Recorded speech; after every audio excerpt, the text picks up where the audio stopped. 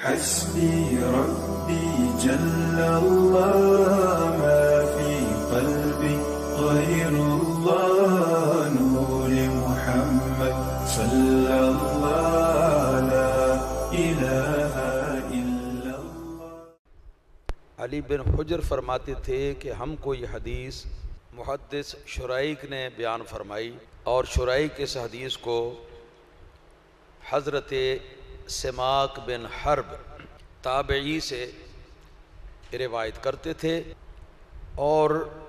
سماک بن حرب اس حدیث کو مشہور صحابی رسول صلی اللہ تعالی علیہ وآلہ وسلم حضرت جابر بن سمرہ رضی اللہ تعالی عنہ سے روایت کرتے تھے کہ انہوں نے فرمایا، قال جالست النبی صلی اللہ تعالی علیہ وآلہ وسلم اکثر من 100 مرہ وکان اصحابہ یتناشدون الشعر ویتذاکرون اشیاء من امر الجاہلیہ وہو ساکت صلی اللہ تعالی علیہ وآلہ وسلم وربما تبسم معہم۔ حدیث پاک کے الفاظ مکمل ہوئے۔ آج کی یہ حدیث جو ہے یہ شمائل ترمذی کی حدیث نمبر 240۔ حضرت جابر بن سمرہ رضی اللہ تعالیٰ عنہ مشہور صحابی ہیں، وہ فرماتے ہیں کہ جالست النبی صلی اللہ تعالی علیہ وآلہ وسلم اکثر من 100 مرہ، فرماتے ہیں کہ مجھے اللہ تعالیٰ نے یہ موقع عطا فرمایا کہ میں نے رسول اللہ صلی اللہ تعالی علیہ وآلہ وسلم کی مجلس میں بیٹھ کر سرکار کی گفتگو مبارک سے فیض حاصل کیا 100 بار سے زیادہ۔ فرماتے ہیں وَكَانَ أَصْحَابُهُ يَتَنَاشَدُونَ الشِّعْرَ، اور آپ کے اصحاب کرام حضور کی موجودگی میں ایک دوسرے سے اس بات کی خواہش کا اظہار کرتے کہ بھئی کوئی شعر سناؤ۔ تو شعر کے بارے میں ہی یہ باب ہے، ایک دوسرے سے یہ کہتے کہ کوئی شعر سناؤ۔ وَيَتَذَاكَرُونَ أَشْيَاءَ مِنْ أَمْرِ الْجَاهِلِيَّةِ، اور سرکار کی موجودگی میں وہ جاہلیت کے زمانے کے کئی واقعات جو ہیں نا ان کو یاد کر کے بیان کرتے اور یاد کرتے کہ جاہلیت کے زمانے میں ہم یوں کرتے تھے، ہم یوں کرتے تھے، ہم یوں کرتے تھے۔ وَهُوَ سَاكِتٌ، اور نبی کریم صلی اللہ تعالی علیہ وآلہ وسلم خاموش رہتے، آپ ان سے کچھ نہ کہتے، یعنی یہ سب کچھ ان کو کرنے دیتے۔ وَرُبَمَا تَبَسَّمَ مَعَهُمْ، اور بسا اوقات ایسا ہوتا کہ نبی کریم صلی اللہ علیہ وسلم جس وقت صحابہ کرام کوئی بات کر کے تو ہنستے تو سرکار بھی اس کے اوپر تبسم فرما دیتے۔ حدیث کے یہاں لانے کا اصل مقصد یہ ہے کہ حضور نبی کریم صلی اللہ تعالی علیہ وسلم کی مجلس مبارک میں شعر پڑھے جاتے، شعر سنے جاتے، سنائے جاتے، لیکن نبی کریم صلی اللہ علیہ وسلم ان پر برا نہ مناتے، اور مراد یہ وہی شعر ہیں جن کے اندر اللہ تعالیٰ اور اس کے رسول کریم صلی اللہ علیہ وسلم کی تعریف ہوتی، یا کوئی تاریخی واقعات ہوتے، یا عربوں کی جنگوں کے بارے میں بھی اشعار اور قصیدے ہوتے، یا پھر ایسے اشعار کے جن کے اندر کوئی نصیحت ہوتی، یعنی یہ کہ خلاف شرع کوئی شعر نہ ہوتا۔ اس طرح کے شعر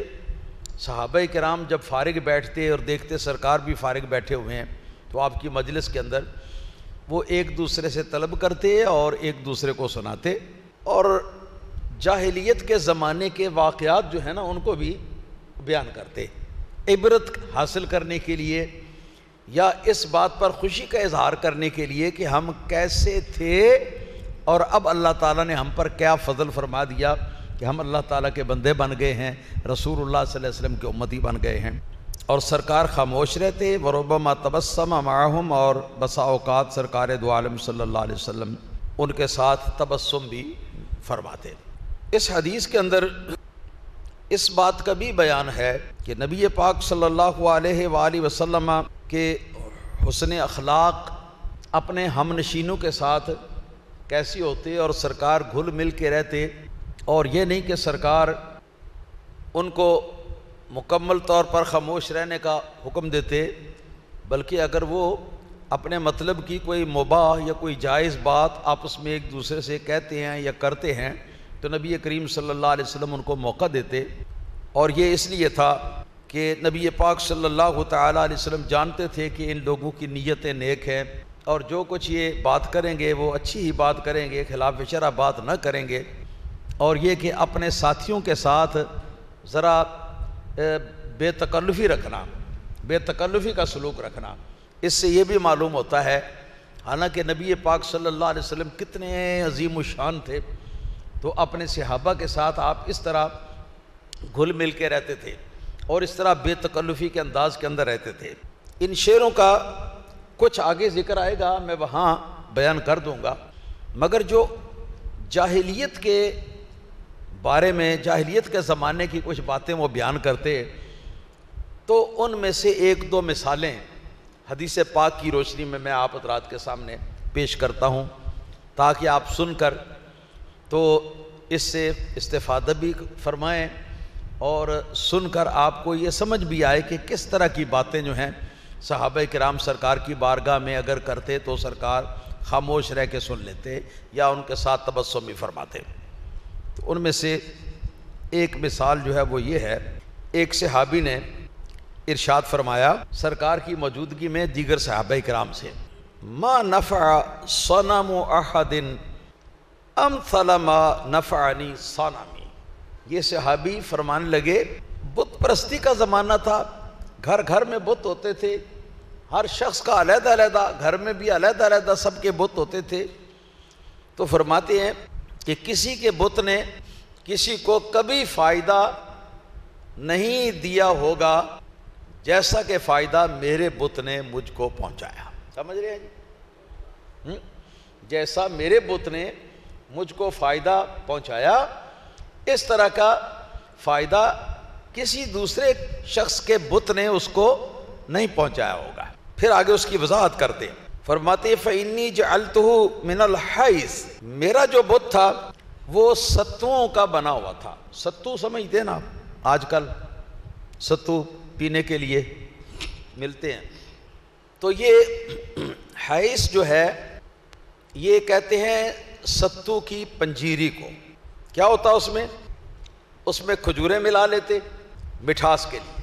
کیونکہ عرب میں کھجوروں کے علاوہ یا جو منقے ہیں ان کے علاوہ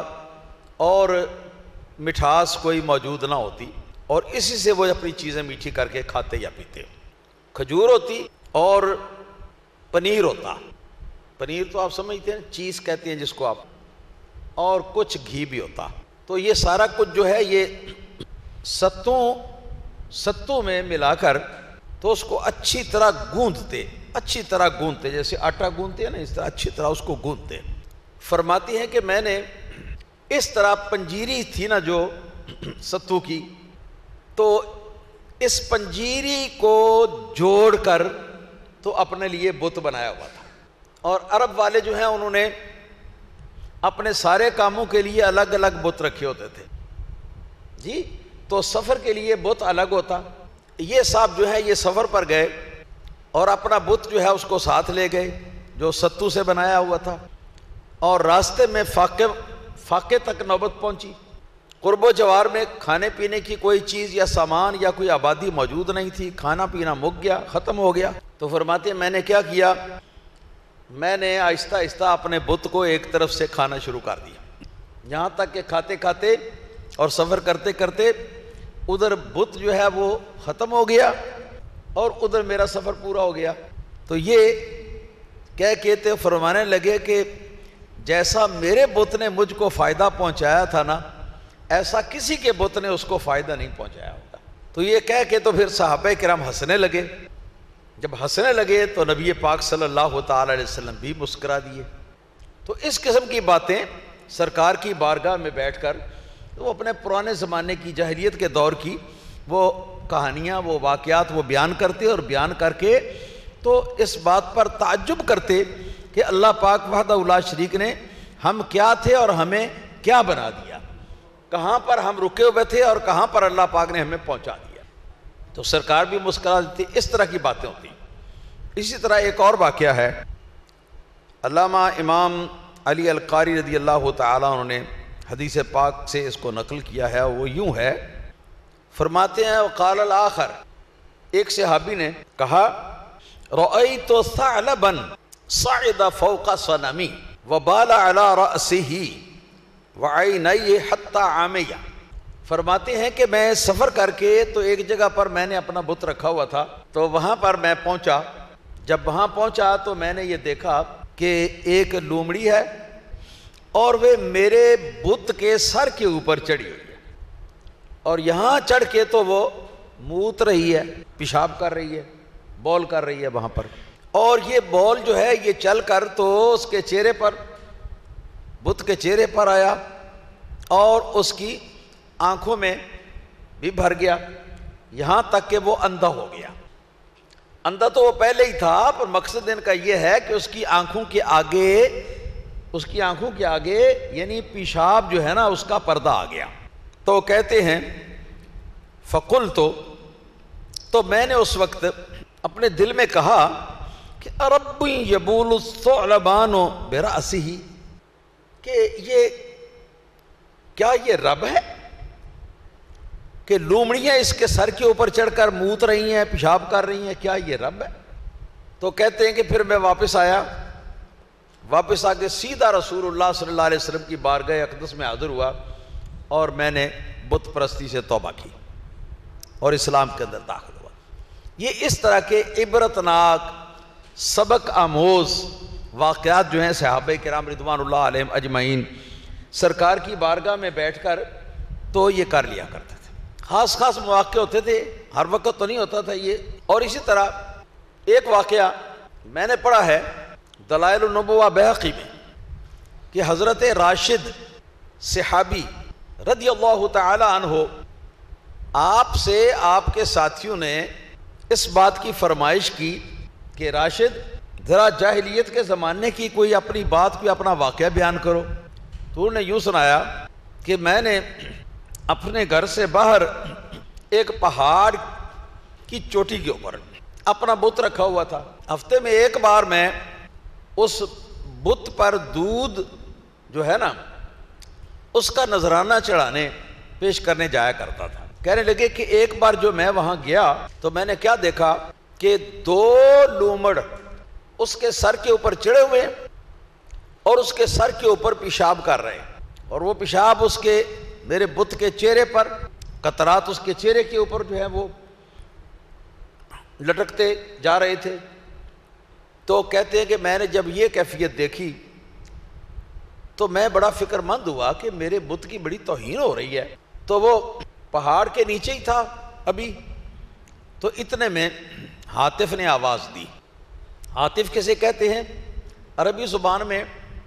اب کی جدید عربی زبان جو ہے اس کے اندر ہاتف فون کو بھی کہتے ہیں، اور موبائل فون جو ہے اس کو کہتے ہیں ہاتف جوال۔ ہاتف جوال، جوال کا معنی ہے گھومنے والا، گھومنے پھرنے والا، یعنی جدھر جاؤ ساتھ اس کو لے جا سکتے ہو۔ اور ایک تو وہ فون ہے کہ جو ایک جگہ رکھا ہوا ہے دوسری جگہ اس کو نہیں لے جا سکتے۔ تو ہاتف کا اصل لغوی معنی ہے غیب کے پردے سے آواز دینے والا، یعنی کوئی آواز دے رہا ہو مگر آواز دینے والا دکھائی نہ دے رہا ہو۔ کہتے ہیں کہ وہاں کسی ہاتف نے میرے بت کے پاس سے آواز دی اور یہ شعر پڑھا کہ رب یبول الثعلبان برأسہ، رب یبول الثعلبان برأسہ لقد ظل من بالت علیہ الثعالب۔ وہ ہاتف کیا آواز دینے لگا؟ ہاتف آواز یہ دینے لگا کہ کیا یہ رب ہے کہ 2 بلیاں اس کے اوپر، 2 لومڑ اس کے اوپر چڑھے ہوئے ہیں اور اس کے سر کے اوپر موت رہے ہیں، پیشاب کر رہے ہیں، کیا یہ رب ہے؟ پھر اس کے بعد کہا لقد ظل من بالت علیہ الثعالب، یقیناً وہ بت نہایت ذلیل اور رسوا ہے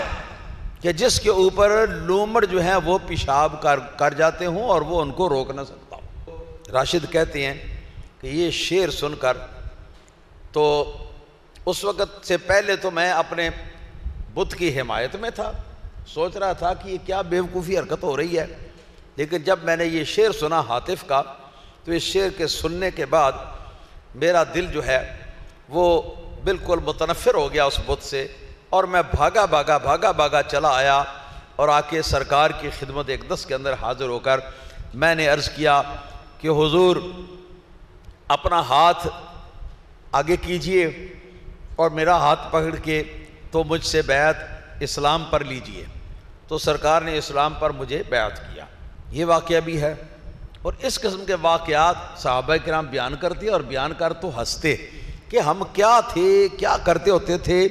بے وقوفوں والے کام، اور رسول اللہ صلی اللہ علیہ وسلم کی غلامی میں آ کر تو ہم کتنے عقل مند اور کتنے سمجھدار ہو گئے ہیں، اور دیکھیے کیسی خرافات جو ہیں ان سے ہمیں نجات اللہ پاک نے عطا فرمائی ہے۔ تو اس قسم کے واقعات ہوتے جی، یا شعر وغیرہ جو ہیں وہ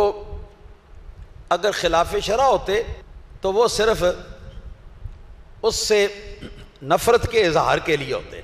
اور اگر اچھے ہوتے تو ان کی اچھائی کی وجہ سے وہ شعر پڑھتے۔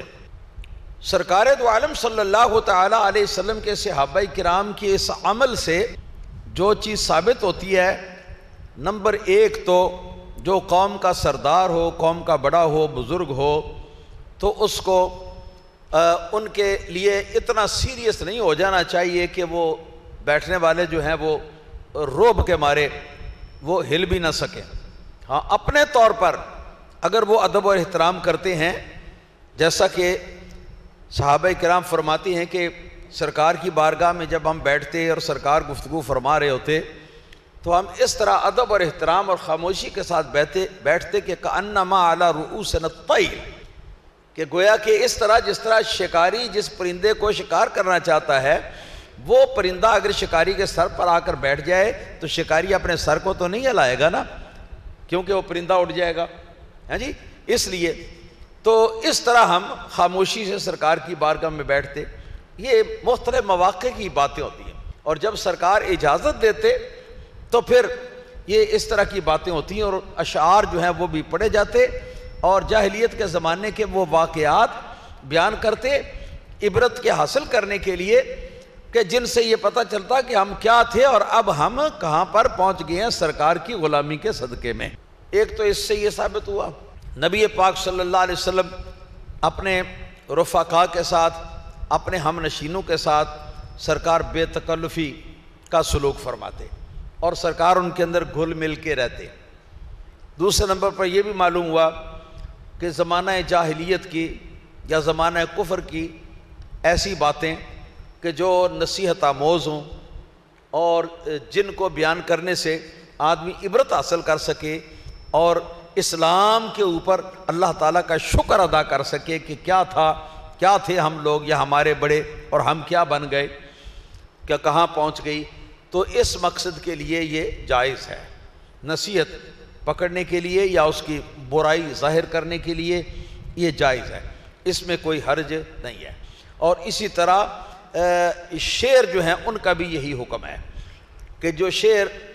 پڑھے جائیں تو وہ شعر جو ہیں یا تو برے شعر ہوں اور پڑھے جائیں عبرت حاصل کرنے کے لیے، اور پڑھے جائیں ان کی غلطی کی نشاندہی کے لیے، اور اس بات کے لیے کہ ہم ایسے ایسے اشعار کے اور ایسی ایسی باتوں کے قائل ہوتے تھے، ہاں جی، تو اللہ کا شکر ہے کہ اللہ پاک نے ہمیں ان سے، اللہ پاک نے متنفر کیا اور اللہ پاک نے ہمیں بچایا ان سے۔ اور اسی طرح ایسے شعر جو کہ نصیحت آموز ہوں، یا ایسے شعر جو اللہ تعالیٰ وحدہ لا شریک کی صفات، اس کے افعال اور اس کی قدرتوں کو بیان کریں، یا حضور نبی کریم صلی اللہ علیہ وسلم کے اوصاف و کمالات کو بیان کریں، اس طرح کے شعر اگر ہوتے تو اس میں بھی کوئی حرج نہ سمجھا جاتا۔ تو اس طرح کے اشعار جو ہیں وہ جائز ہیں، بتانے کا ان کا مقصد حدیث کے لانے کا یہ ہے۔ اور اس کے آگے ایک اور حدیث لاتے ہیں، یہ فرماتے ہیں ترمذی، حدثنا علی بن حجر قال اخبرنا شریک عن عبد الملک بن عمیر عن ام سلمۃ عن ابی ہریرہ رضی اللہ تعالی عنہما۔ حضرت علی بن حجر نے ہم کو یہ حدیث بیان فرمائی۔ انہوں نے کہا کہ ہم کو یہ حدیث حضرت شریک نے بیان کی۔ شریک اس حدیث کو حضرت عبد الملک بن عمیر محدث سے روایت کرتے تھے، اور وہ اس حدیث کو حضرت ابو سلمہ تابعی سے روایت کرتے تھے، اور ابو سلمہ جو ہے اس حدیث کو سید دو عالم حضرت محمد مصطفیٰ احمد مجتبیٰ صلی اللہ علیہ وسلم کے مشہور و معروف صحابی سیدنا ابو ہریرہ رضی اللہ تعالیٰ عنہ سے روایت کرتے تھے کہ ابو ہریرہ رضی اللہ تعالیٰ عنہ نے ارشاد فرمایا، فرماتے ہیں عن النبی صلی اللہ علیہ وسلم، رسول اللہ صلی اللہ علیہ وسلم سے روایت ہے کہ انہ قال، کہ سرکار نے ارشاد فرمایا، اشعر کلمۃ تکلمت بها العرب کلمۃ لبید علی کل شیء ما خلا اللہ باطل۔ فرماتے ہیں کہ نبی کریم صلی اللہ علیہ وسلم نے ارشاد فرمایا، جاہلیت کے زمانے کے جو شعراء ہیں ان کے شعروں میں جو سب سے خوبصورت شعر ہے اور جو سب سے عمدہ شعر ہے وہ لبید کا کہا ہوا شعر ہے، اور وہ کیا ہے؟ الا کل شیء ما خلا اللہ باطل، کہ خبردار اللہ تعالیٰ کے سوا ہر چیز فنا ہونے والی۔ اور یہ شعر کا ایک حصہ ہے، اس کا دوسرا حصہ جو ہے وہ سرکار نے تو نہیں پڑھا مگر میں عرض کر دیتا ہوں، وہ ہے وَكُلُّ نَعِيمٍ لَا مَحَالَةَ زَائِلُ۔ اس کا معنی ہے یقین ہے کہ ہر ایک نعمت جو ہے وہ ایک نہ ایک دن وہ ختم ہو جائے گی، وہ زائل ہو جائے گی، وہ فنا ہو جائے گی۔ تو یہ گویا اس آیت کریمہ کا ترجمہ ہے کُلُّ مَنْ عَلَيْهَا فَانٍ وَيَبْقَى وَجْهُ رَبِّكَ ذُو الْجَلَالِ وَالْإِكْرَامِ۔ یہ گویا اس آیت کریمہ کا ترجمہ ہے، تو اس لیے اس کو زیادہ خوبصورت شعر سرکار دو عالم صلی اللہ علیہ وسلم نے فرمایا، اور یہ شعر جو ہے یہ لبید کا ہے۔ یہاں پر یہ ہے کہ الا کل شیء ما خلا اللہ باطل، خلا اللہ اور خلا اللہ، خلا حرف جار بھی ہے۔ بہت سارے عربی لغت کے اور نحو کے ائمہ نے یہ لکھا کہ خلا سے پہلے اگر ما ہو تو وہاں پر خلا حرف جر نہیں رہتا بلکہ یہ فعل بن جاتا ہے۔ مطلب یہ ہے کہ اس کے آگے جو ہوگا کلمہ وہ اس کا مفعول ہوگا، تو یہ بنے گا الا کل شیء ما خلا اللہ باطل۔ ایک گروہ بڑے بڑے اکابر ائمہ میں سے جو علم لغت کے علم نحو کے ماہرین ہیں، ان میں سے ایک گروہ جو ہے ان کا کہنا یہ ہے یہ کوئی بات نہیں کہ ما جو ہے شروع میں اس کی اگر آ جائے تو اس کے باوجود بھی یہ حرف ہی رہتا ہے اور یہ حرف جر ہوگا اور اپنے بعد والے کلمہ کے نیچے زیر دے گا۔ یہ بھی ایک قول ہے، اور اس قول کے پیچھے جو ہیں بڑے بڑے ائمہ کبار ہیں۔ حدیث نمبر 242،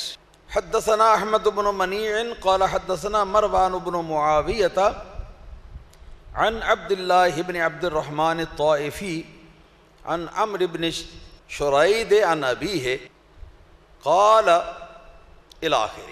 ترمذی نے فرمایا کہ ہم کو یہ حدیث حضرت امام محدث احمد بن منیع رضی اللہ تعالی عنہ نے بیان فرمائی۔ انہوں نے کہا کہ ہم کو یہ حدیث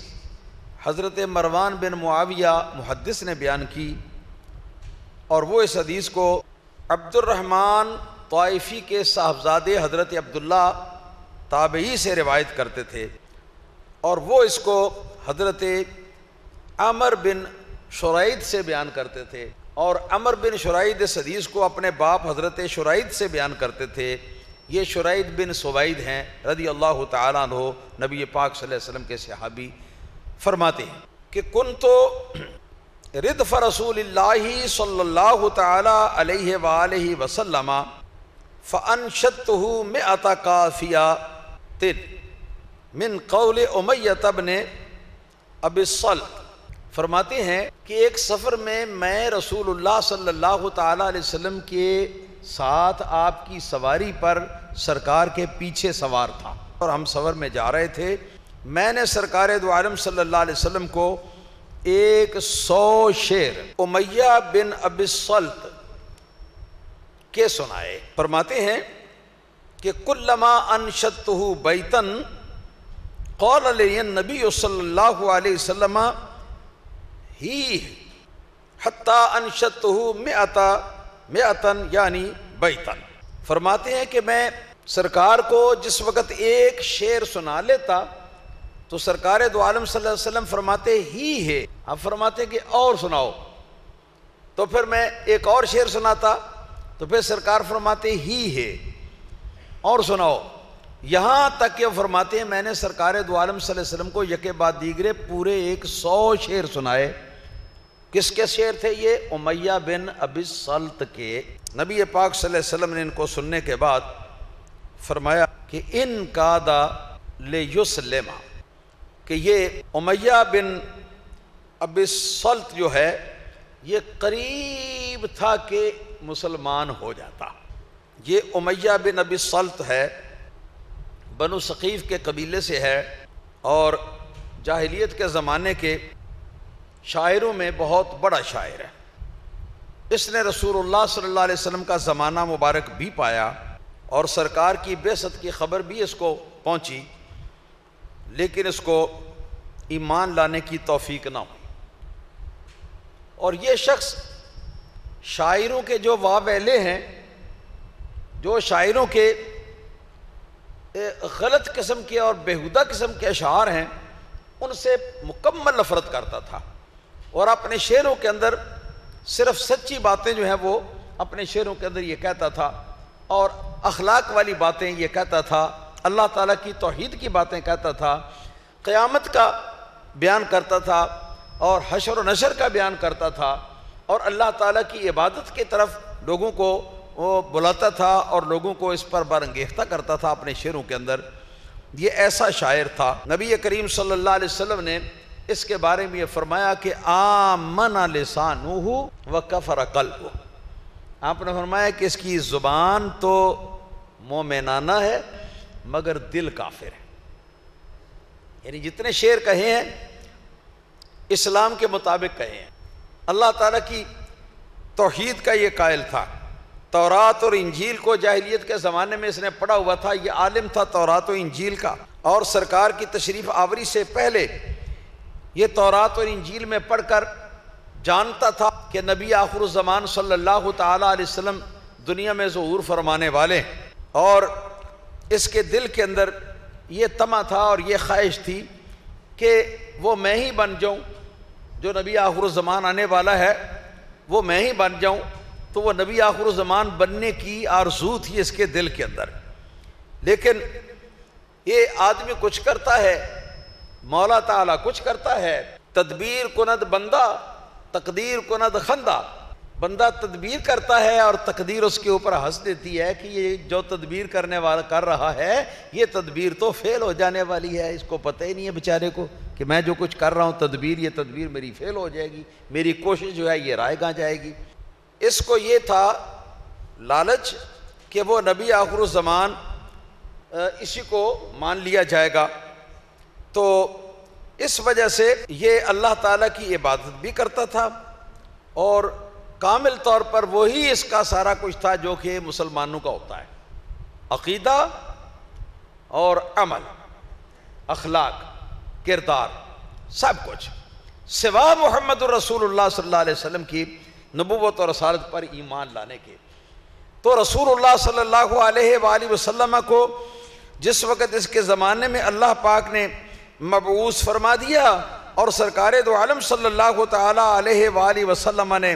اعلان نبوت فرما دیا،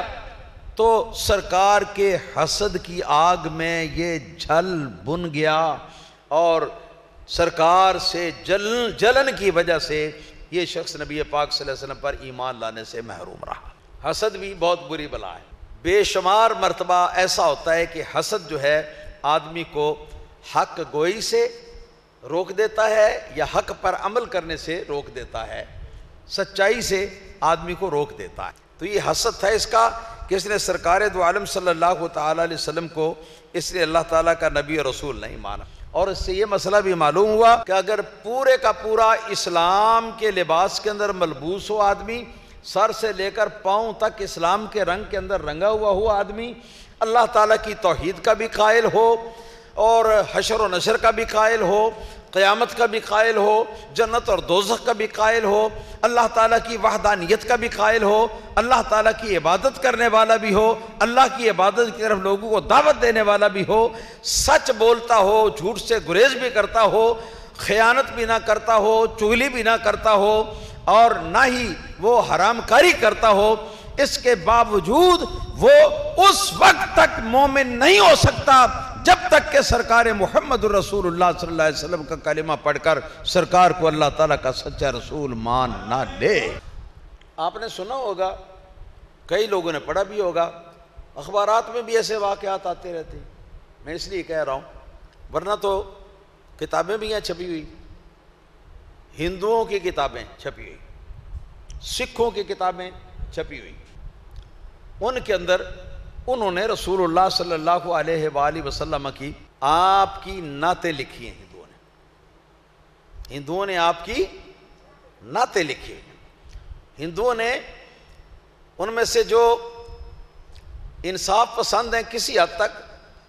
تو انہوں نے نبی پاک صلی اللہ تعالی علیہ وآلہ وسلم کی سچائی کا بیان بھی کیا ہے، اور نبی پاک صلی اللہ تعالی وسلم کی تعلیمات جو ہیں ان کی تعریف بھی کی ہے، سرکار کی نعتیں بھی لکھی ہیں، مگر اس کے باوجود وہ کافر کے کافر رہے۔ کیوں؟ اس لیے کہ ان کو رسول اللہ صلی اللہ علیہ وسلم کا کلمہ پڑھ کر آپ پر ایمان لانے کی توفیق حاصل نہ ہوئی۔ کتنے سکھ ہیں اس طرح کے، عیسائیوں میں کتنے ہیں اس طرح کے، یہود میں کتنے ہیں اس طرح کے، کہ باوجود سرکار کی نعتیں پڑھنے کے، سرکار کی شان میں مدح جو ہے وہ اس کے ساتھ گنگنانے کے، سرکار کی سیرت بیان کرنے کے، بلکہ ایک ہندو نے پوری کتاب اتنی موٹی لکھی ہے جس میں رسول اللہ صلی اللہ علیہ وسلم کی پیدائش سے لے کر سرکار دو عالم صلی اللہ علیہ وسلم کی وفات تک آپ کی ساری سیرت بیان کی ہے، اور نبی پاک صلی اللہ علیہ وسلم کا جو دین آپ لے کر آئے ہیں اس دین کو بھی شروع سے اخیر تک اختصار کے ساتھ بیان کیا ہے۔ مگر اس کے باوجود ایمان جو ہے ایک نور ہے جس کو اللہ تعالیٰ کسی بندے کے دل کے اندر پیدا فرماتا ہے، اور یہ پیدا کب فرماتا ہے؟ جس وقت اس کا تعلق جناب محمد الرسول اللہ صلی اللہ علیہ وسلم کے ساتھ فدویانہ ہو جائے، اور رسول اللہ صلی اللہ علیہ وسلم پر تعلق مومنانہ ہو جائے، اور رسول اللہ صلی اللہ علیہ وسلم کی جس وقت تصدیق کر دے تو رسول اللہ صلی اللہ تعالی علیہ وآلہ وسلم آپ کا جو نور نبوت ہے اس کی کرن جو ہے وہاں سے نکلتی ہے، اور نکل کر تو اس کے مومن کے دل پر اس کی کرن یا اس کی شعاع پڑتی ہے، اور اس کا دل جو ہے وہ اسلام کے لیے روشن ہو جاتا ہے، اس کو شرح صدر حاصل ہو جاتا ہے۔ اس کا نام ایمان ہے، باقی چیزوں کا نام ایمان نہیں ہے۔ سرکار کے چچا جان ابو طالب جو ہیں ان کے بارے میں کئی لوگ بڑی باتیں کرتے ہیں کہ انہوں نے سرکار کی تعریف میں قصیدے لکھے ہیں، سرکار کی نعتیں انہوں نے پڑھی ہیں، انہوں نے سرکار کی خدمت کی ہے، انہوں نے سرکار کی حفاظت کی ہے، تو اس لیے ان سے بڑھ کر کون مومن اور مسلمان ہو سکتا ہے؟ ہم صرف اتنا ہی عرض کرتے ہیں کہ صحیح بخاری کے اندر حدیث ہے، حضرت عباس رضی اللہ تعالیٰ عنہ نبی پاک صلی اللہ علیہ وسلم کے چچا حضرت عباس رضی اللہ تعالیٰ عنہ جو ابو طالب کے بھائی ہیں، تو وہ روایت کرتے ہیں کہ جس وقت ابو طالب جو ہیں وہ سکرات موت کے اندر تھے، ان کا وقت قریب تھا، تو رسول اللہ صلی اللہ علیہ وسلم اس کے پاس تشریف لے گئے، اور ہمدردی کے طور پر تشریف لے گئے، تو سرکار نے ارشاد فرمایا کہ چچا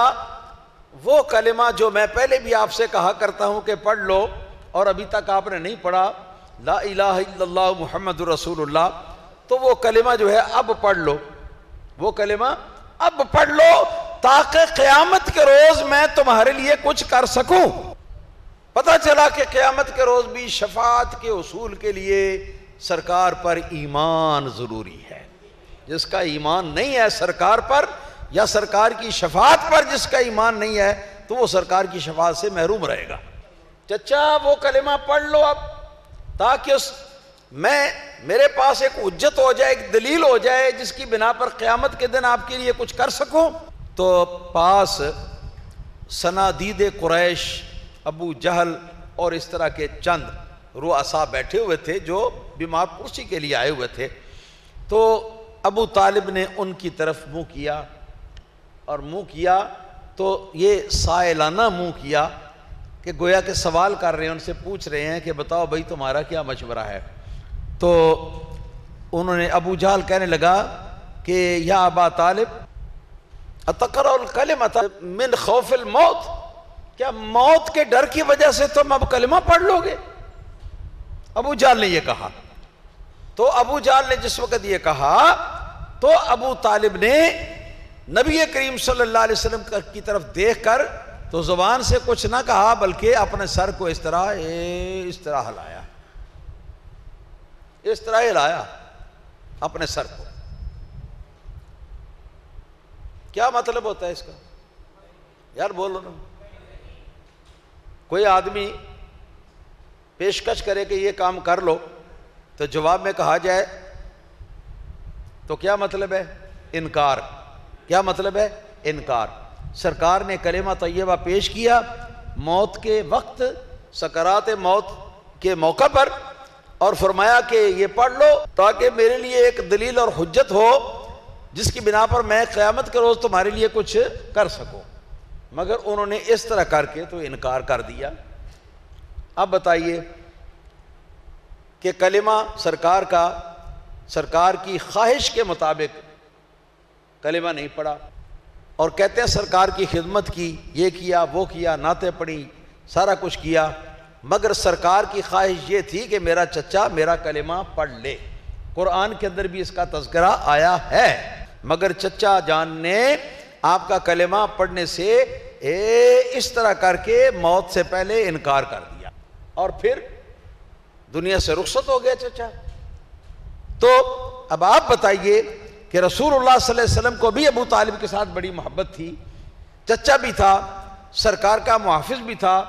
سرکار نبی کریم صلی اللہ تعالی علیہ وسلم کا مداح بھی تھا، ساری باتیں تھیں، تو سرکار چاہتے تھے کہ یہ کلمہ پڑھ لے تاکہ میں اس کے لیے کچھ کر سکوں میدان قیامت کے اندر۔ مگر اس کے باوجود کہ سرکار نے اپنی خواہش کا اس کی موت کے وقت اظہار کیا، اور عین اپنی موت کے وقت اس نے سرکار دو عالم صلی اللہ علیہ وسلم کی خواہش پوری کرنے سے یوں انکار کر کے سرکار کے دل کو ٹھیس پہنچائی۔ ٹھیس پہنچائی کہ نہیں پہنچائی؟ تو ساری عمر کی خدمتیں کدھر گئیں؟ ساری امت کی تعریفیں عمر کی وہ کدھر گئیں؟ وہ ساری کی ساری گئیں، ختم، ہبا منصورہ۔ مسلم صحیح مسلم کی حدیث ہے کہ نبی کریم صلی اللہ علیہ وسلم سے سوال کیا گیا کہ ابو طالب آپ کا چچا تھا اور آپ کی بڑی حفاظت کیا کرتا تھا مشرکین سے، تو کیا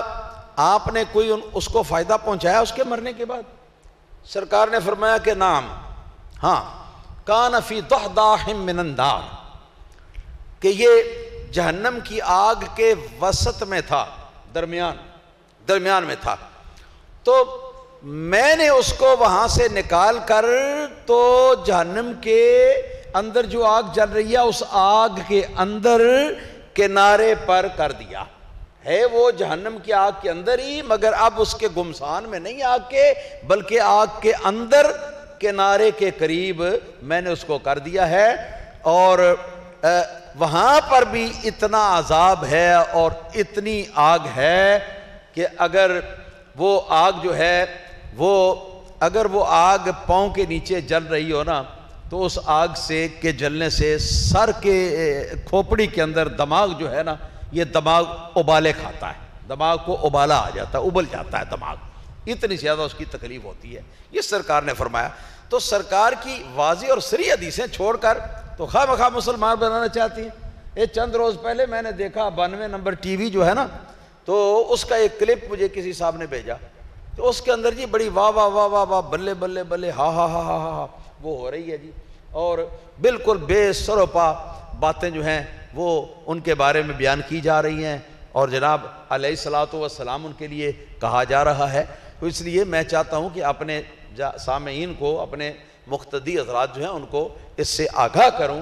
کہ اہل سنت و جماعت کا جو صحیح اور صاف عقیدہ ہے اس سلسلے میں وہ یہ ہے کہ جو کچھ بھی انہوں نے کیا ہم اس سے انکار نہیں کرتے، یعنی نیکی کے کاموں میں سے جو کچھ بھی کیا ہم اس سے انکار نہیں کرتے، پر اللہ تعالیٰ کے حبیب صلی اللہ تعالی علیہ وسلم کا کلمہ انہوں نے پڑھنے سے انکار کر دیا، ساری زندگی نہیں پڑھا۔ اخیر وقت میں جو سرکار نے اپنی خواہش کا اظہار کیا، چچا میری خواہش ہے کہ تم مجھے خوش کرنے کے لیے کلمہ پڑھ دو، لیکن چچا نے پھر بھی انکار کر دیا، تو اب کس طرح ہم مسلمان کہہ سکتے؟ اللہ تعالیٰ ہدایت دے۔